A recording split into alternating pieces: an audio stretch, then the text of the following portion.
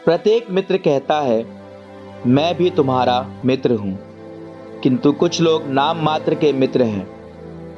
क्या वह दुख मृत्यु के सदृश नहीं जब कोई अभिन्न मित्र शत्रु बन जाता है? वह दुर्भाव कहां से उत्पन्न हुआ है, जो पृथ्वी को कपट से ढक देता है? कपटी मित्र सुख में अपने मित्र का साथ देता, किंतु विपत्ति में उसका विरोधी बन जाता है। सच्चा मित्र दुख में अपने मित्र का साथ देता और भाला उठाकर उसके शत्रु से लड़ता है। अपने मन में मित्र को मत भुलाओ और समृद्धि में भी उसे याद रखो। कपटी व्यक्ति से सलाह मत लो और ईर्ष्यालु से अपनी योजना छुपाओ।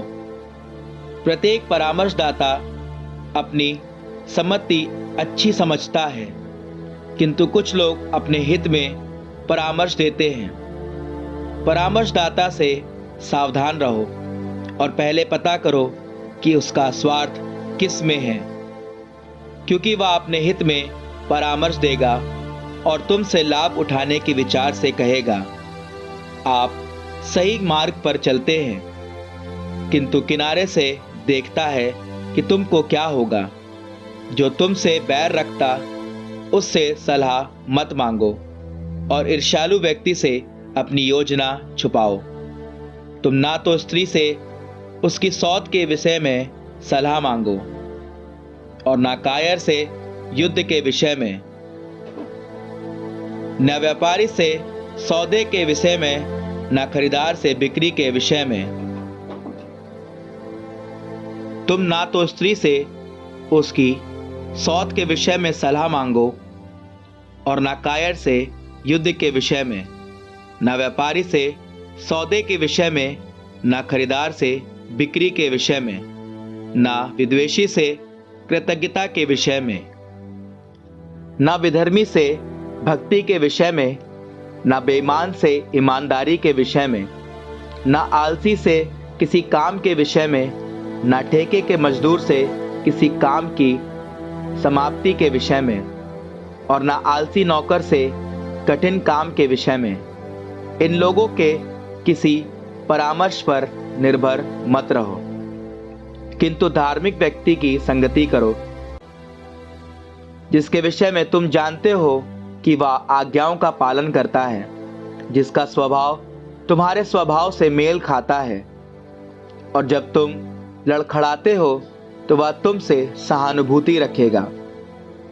अपने अंतःकरण पर भी ध्यान दो, क्योंकि वह तुम्हारे प्रति किसी से भी अधिक ईमानदार है।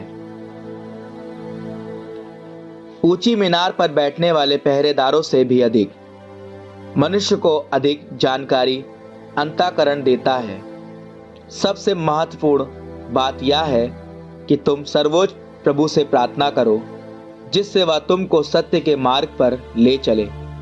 प्रत्येक योजना विचार विमर्श से प्रारंभ होती है और प्रत्येक कार्य सोच विचार से। हृदय में विचारों की जड़ है, उसमें से 4 डालियां निकलती हैं, बुराई और भलाई, जीवन और मृत्यु, और इन सब पर जिह्वा शासन करती है। कुछ अनुभवी लोग बहुतों को शिक्षा देते हैं, किंतु अपनी आत्मा के लिए किसी काम के नहीं।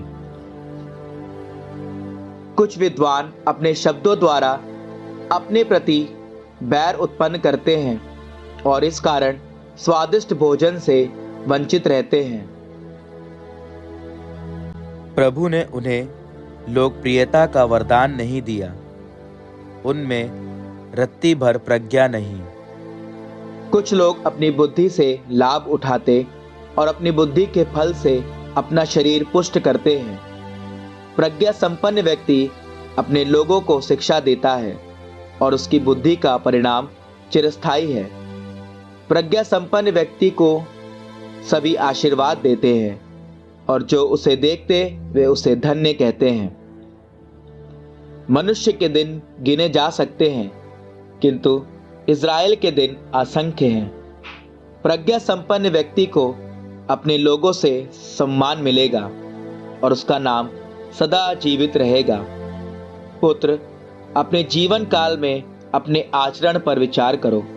देखो कि तुम्हारे लिए क्या अहितकर है और उससे अपने को दूर रखो, क्योंकि सब कुछ सबके लिए हितकर नहीं है और सभी की सब कुछ में रुचि नहीं। हर सुख के लालची मत बनो और स्वादिष्ट भोजन पर मत टूटो। अधिक भोजन करने से मनुष्य अस्वस्थ हो जाता और पेटूपन से मिचली आती है। अधिक खाने से बहुतों की मृत्यु हो गई और जो संयम रखता है वह अपने दिनों की संख्या बढ़ाता है।